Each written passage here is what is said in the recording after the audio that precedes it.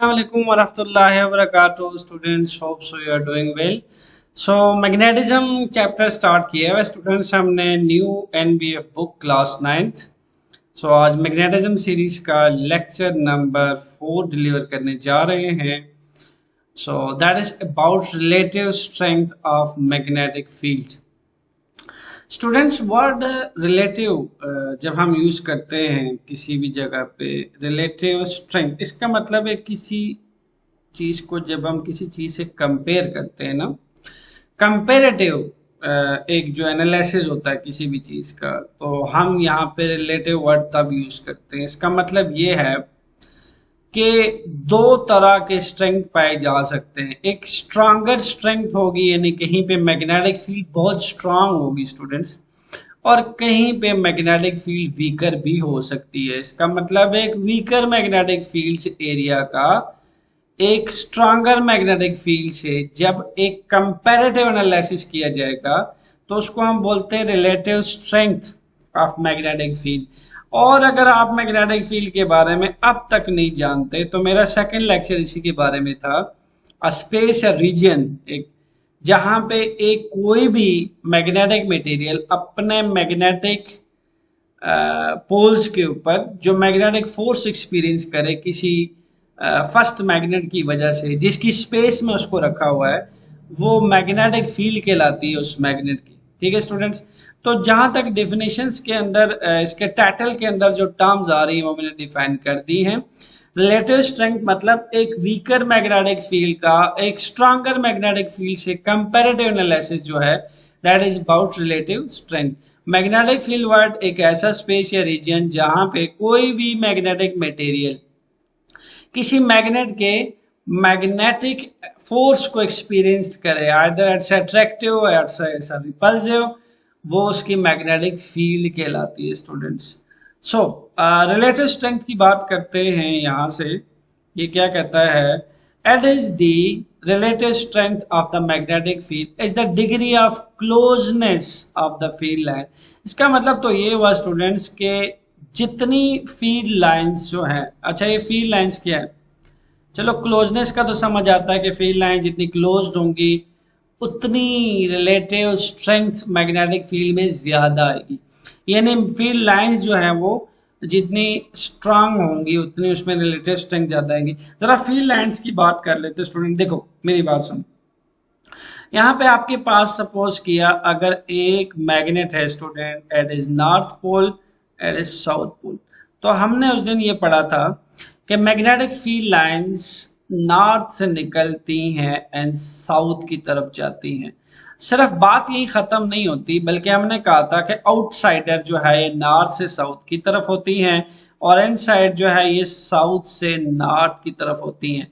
यानी magnetic field students क्या बनाती हैं, ये एक सर्कुलर लूप बनाती हैं। ठीक है, ये आउटर साइड नॉर्थ से साउथ और एन साइड साउथ से नॉर्थ, तो सर्कुलर लूप बनाती हैं जो कि आपको नजर आ रहा है। सिमिलरली सेकंड लूप बिल्कुल आउटर साइड में नॉर्थ से साउथ की तरफ ऐसे बनेगा और एन साइड ये साउथ से नॉर्थ की तरफ बनेगा। ठीक है, आउटसाइड नॉर्थ से साउथ और एन साइड साउथ से नॉर्थ की तरफ, ये ध्यान में रखिएगा। ओके, सो ये एक मैग्नेटिक फील्ड लाइंस है क्या स्टूडेंट्स, ये एक इमेजिनरी एक मैप है, एक नक्शा है स्टूडेंट, एक पिक्चोरियल डायग्राम है जिससे हम ये समझते हैं कि एक मैग्नेट, ठीक है, डेफिनेटली ये मैग्नेट का एक जाल है, एक मैप है, एक इमेजिनरी फील्ड लाइंस है जिससे मैग्नेट अपने फील्ड में रहते हुए किसी भी मैग्नेटिक मटेरियल के जो मैग्नेटिक पोल्स हैं उसको either it's south pole either it's north पोल,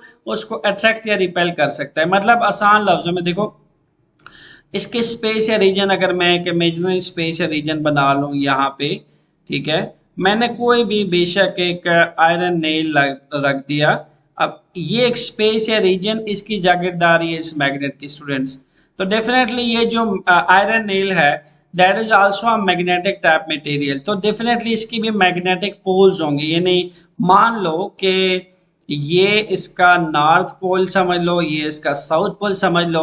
अब बाय नेचर साउथ पोल की तरफ जो है वो नॉर्थ पोल अट्रैक्ट होता है, ठीक है जी। और नॉर्थ पोल से रिपेल होता है, मतलब ये इससे रिपेल होगा, ये वाला नॉर्थ पोल इससे रिपेल होगा। सिमिलरली ये साउथ पोल अट्रैक्ट होता हुआ नॉर्थ पोल की तरफ अट्रैक्ट होगा। ठीक है जी। आसान लफ्जों में this iron nail will be attract and stuck to this magnet, क्योंकि इसकी फील्ड में पड़ा हुआ है। तो देखो, इस मैग्नेटिक फील्ड को हम फील्ड लाइन से अंडरस्टैंड करते हैं। हम बनाते हैं कि नॉर्थ से ऐसे निकल रही है साउथ की तरफ, आउटर साइड पे कर्व मैग्नेटिक फील्ड लाइन, और straight magnetic field line south से नॉर्थ की तरफ जा रही है। ठीक हो गया। तो हमने कहा कि जो रिलेटिव स्ट्रेंथ होगी मैग्नेटिक फील्ड की, that is what, that is the degree of coldness. जितनी मैग्नेटिक फील्ड लाइंस क्लोज्ड होंगी आपस में, उतना आपके पास, आप यूं कह लो कि उतना जो है वो मैग्नेटिक फील्ड की स्ट्रेंथ ज्यादा होगी। और जितनी मैग्नेटिक फील्ड लाइन एक दूसरे से दूर होंगी, उतना आप कह लो कि आपके पास वीकर मैग्नेटिक फील्ड को ये इंडिकेट करेंगे। मैं इसको जरा रब करता हूं, फिर मजीद इस पे थोड़ी सी स्टूडेंट्स डिबेट कर लेते हैं। जस्ट वेट, 2 से 3 डायग्राम ले लेते हैं अपनी आसानी के लिए। ठीक है, पहली डायग्राम ले लेते हैं हम, डायग्राम नंबर 1, इसको चले यहीं पे ले लेते हैं। वेट, फर्स्ट डायग्राम ले लेते हैं। फर्स्ट, यहाँ पे एक मैग्नेट की एक बार मैग्नेट की हम मैग्नेटिक फील्ड लाइंस को इंडिकेट कर लेते हैं। This is your north, this is your south. ठीक है जी। ओके, यहाँ इसमें हम इंडिकेट करते हैं नॉर्थ से साउथ की तरफ मैग्नेटिक फील्ड लाइंस जा रही हैं। This one is second one.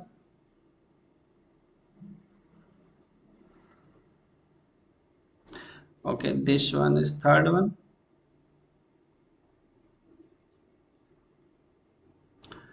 Similarly, यहाँ बॉटम साइड पे भी कुछ मैग्नेटिक फील्ड लाइंस आएंगी ऐसे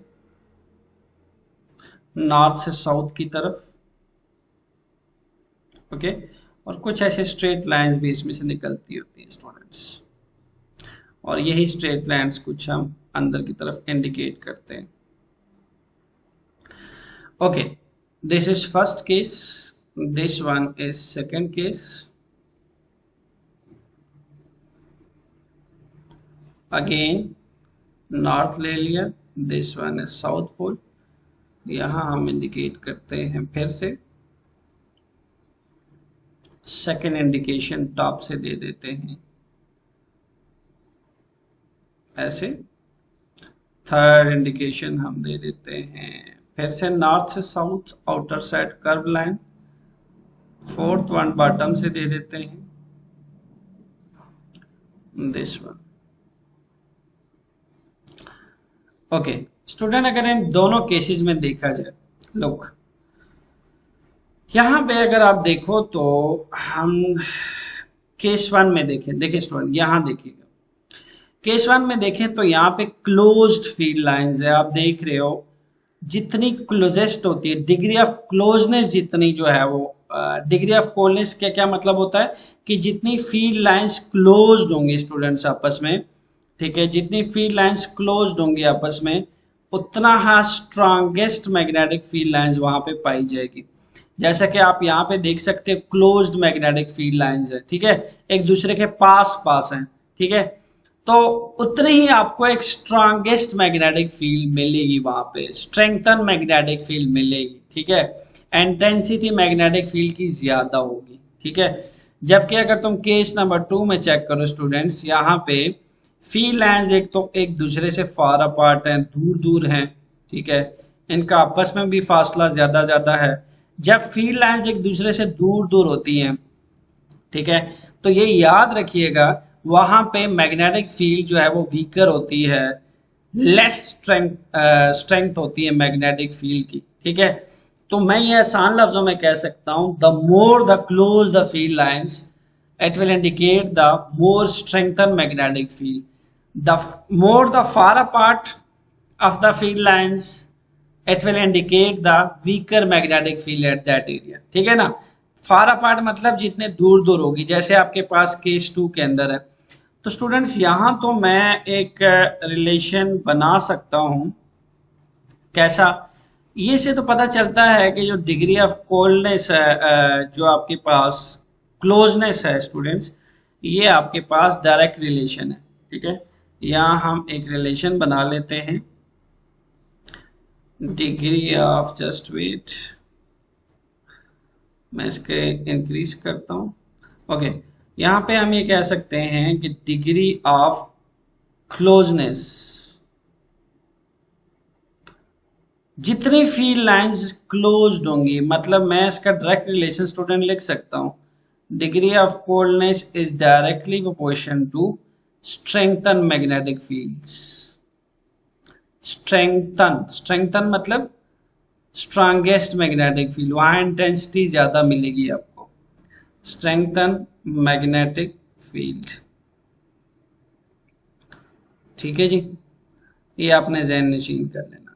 अच्छा, दूसरी बात मैंने आपको ये बताई थी, एक इंटरेस्टिंग इंफॉर्मेशन में मैंने आपको ये चीज़ समझाई थी, इफ यू रिमेंबर, मैंने आपको कहा था कि जो मैग्नेट होता है स्टूडेंट्स कोई भी, उसके अंदर में नेचुरल तौर पे जो फील्ड लाइंस होती है स्टूडेंट्स, वो साउथ से नॉर्थ की तरफ होती हैं और ये स्ट्रेट होती हैं, और स्टूडेंट्स ये बहुत पास पास भी होती हैं, याद रखिएगा।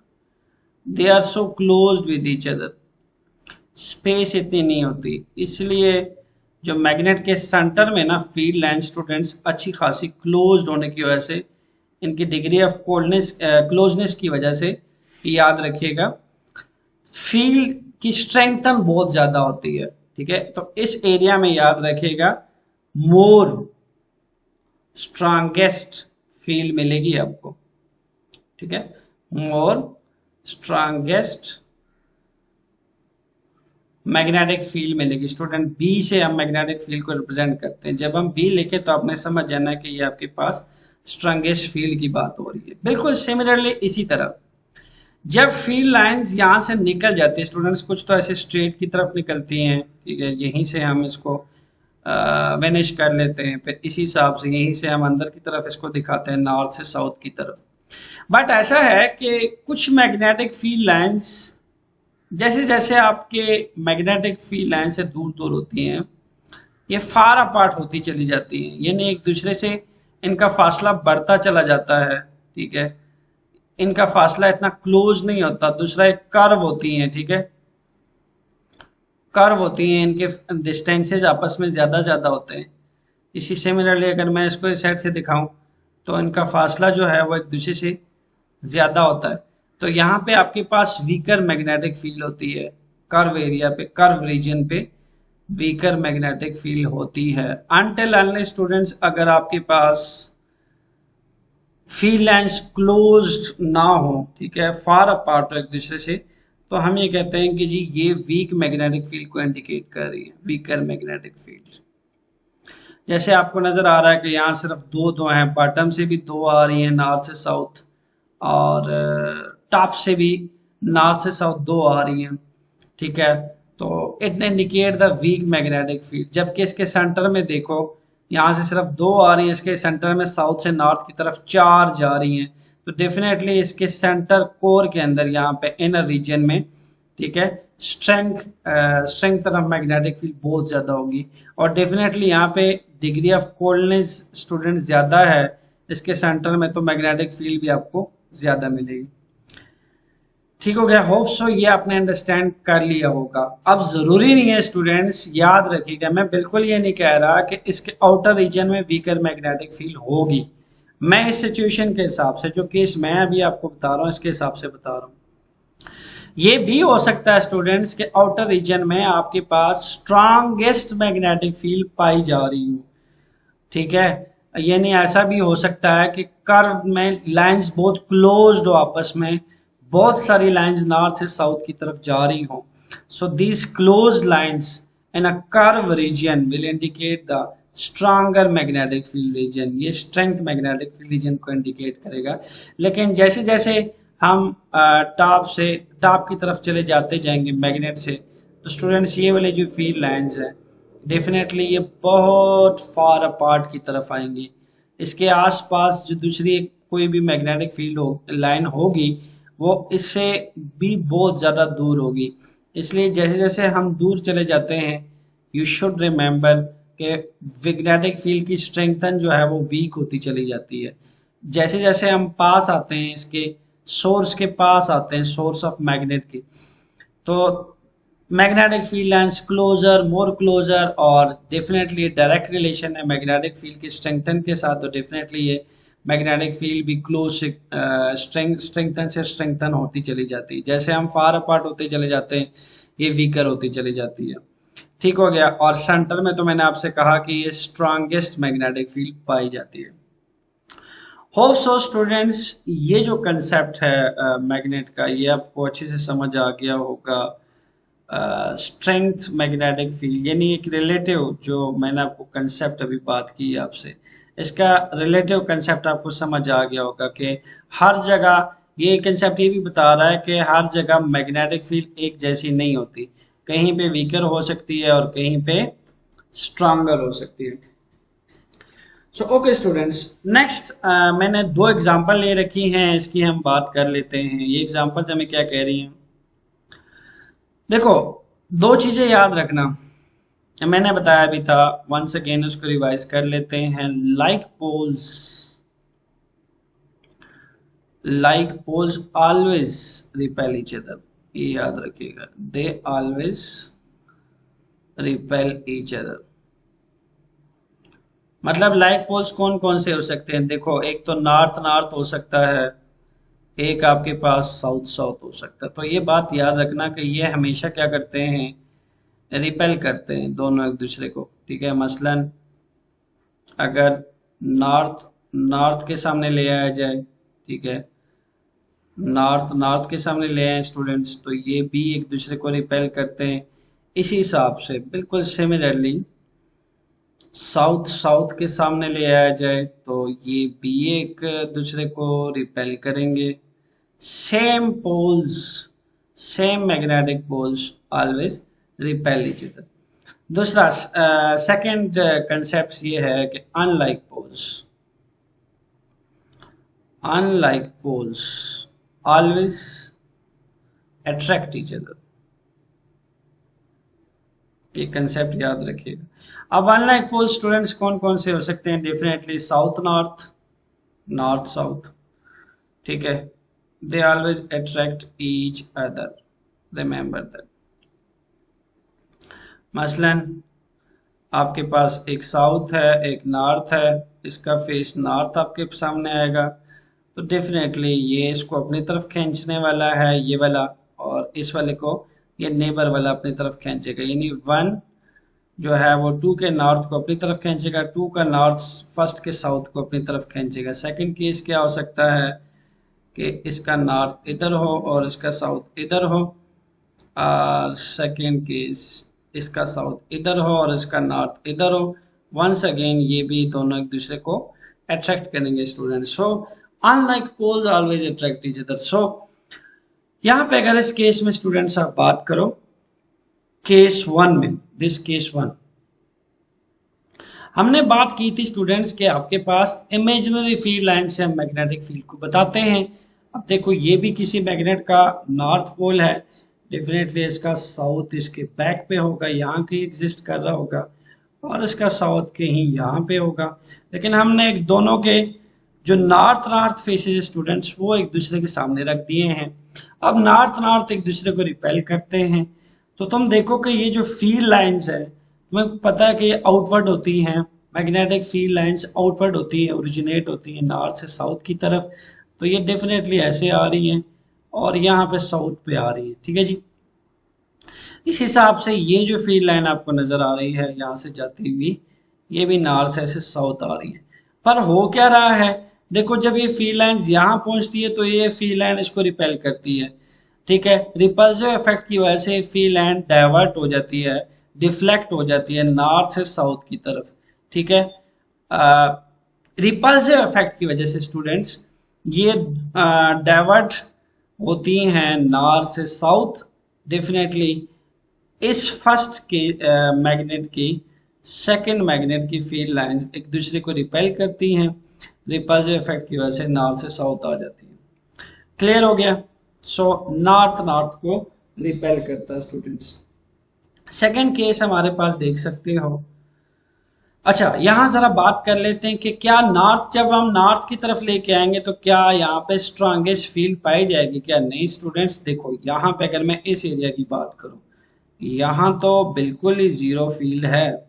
कितनी फील्ड है? जीरो बी है, जीरो बी है। क्यों है? क्योंकि there is no magnetic field है।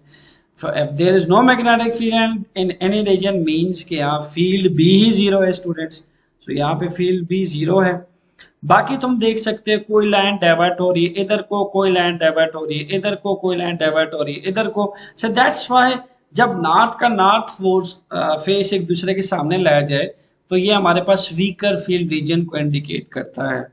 इन रीजन में वीकर फील्ड पाई जाती है क्योंकि लाइन स्टूडेंट्स इतनी पास पास नहीं होती, क्लोज नहीं होती।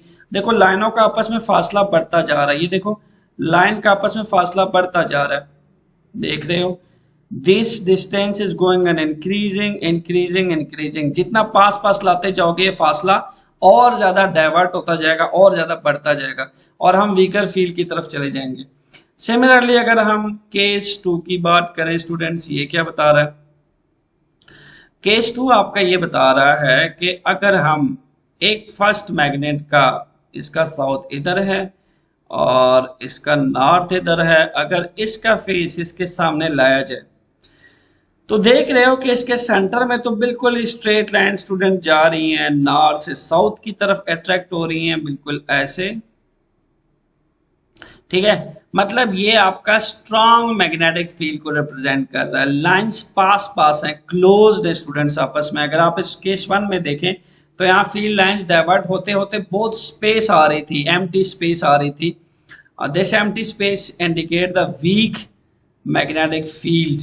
ठीक है, this closeness of field lines indicate the strong magnetic field, strengthen magnetic field sorry, strengthen magnetic field को स्टूडेंट्स ये रिप्रेजेंट कर रही है। ठीक है, तो ये जो क्लोजनेस है स्टूडेंट्स ये बढ़ रही है और इसके साथ साथ जब क्लोजनेस बढ़ती है स्टूडेंट्स तो ये आपकी intensity of magnetic field lines को बढ़ाती है। तो इसका मतलब ये है कि अगर हम किसी एक मैग्नेट का नॉर्थ फेस किसी सेकंड मैग्नेट के साउथ फेस की तरफ लेके जाएं तो उस रीजन में आपको स्ट्रांग मैग्नेटिक फील्ड मिलेगी। इसी तरह अगर किसी एक मैग्नेट का नॉर्थ के पास लेके जाएं तो वहां पे आपको वीक मैग्नेटिक फील्ड मिलेगी स्टूडेंट्स। ओके, सो इस लेक्चर को समराइज करते हैं स्टूडेंट्स। हमने क्या सीखा कि रिलेटिव स्ट्रेंथ मैग्नेटिक फील्ड का क्या होता है कि एक जगह, मतलब एक जगह जैसे ये जगह है, इस जगह पे आपके पास एक वीकर मैग्नेटिक फील्ड है और इस जगह पे आपके पास एक स्ट्रॉन्गर मैग्नेटिक फील्ड है। एक स्ट्रॉन्गर मैग्नेटिक फील्ड के साथ रिलेटिवली जब आप वीक मैग्नेटिक फील्ड कंपेयर करते हैं स्टूडेंट, इस चीज का नाम है relative strength of magnetic field. क्योंकि यहाँ है वीकर मैग्नेटिक फील्ड, यहाँ है stronger magnetic field, due to which reason? Closeness of field line. फिर हमने सेकेंड चीज क्या सीखी कि मैग्नेट के सेंटर में, मतलब जो मैग्नेट का सेंटर होता है, ठीक है, यानी जैसे ये सेंटर है मैग्नेट का, वहां पे स्टूडेंट्स लाइन क्लोज्ड होती हैं आपस में। क्या होती है जी? क्लोज्ड होती हैं आपस में। ठीक है, और जो आपका सेंटर के अलावा जो आउटर साइड कर्व रीजन है ये वाला, वहां लाइन जहां जहां एक दूसरे से दूर दूर होंगी वहां पे हम कहते हैं फील्ड मैग्नेटिक फील्ड वीकर है। जहां पास पास होंगी, क्लोज्ड होंगी, तो हम वहां बात करते हैं कि मैग्नेटिक फील्ड वहां पे आपके पास, बल्कि इसको हम साउथ कर देते हैं, सॉरी इसको हम नॉर्थ कर देते हैं, जस्ट यूज रेजर। ठीक है, क्योंकि इन साइड पे तो आपको पता ही है कि मैग्नेटिक फील्ड साउथ से नॉर्थ की तरफ होती है, so this one is north. ठीक हो गया स्टूडेंट्स, तो ये था आपका आज का लेक्चर। होप सो आपको बेटर समझ आ गई होगी। In case of any query comment box में मुझे लाजमी बताइएगा। So stay tuned for next lecture. Thank you.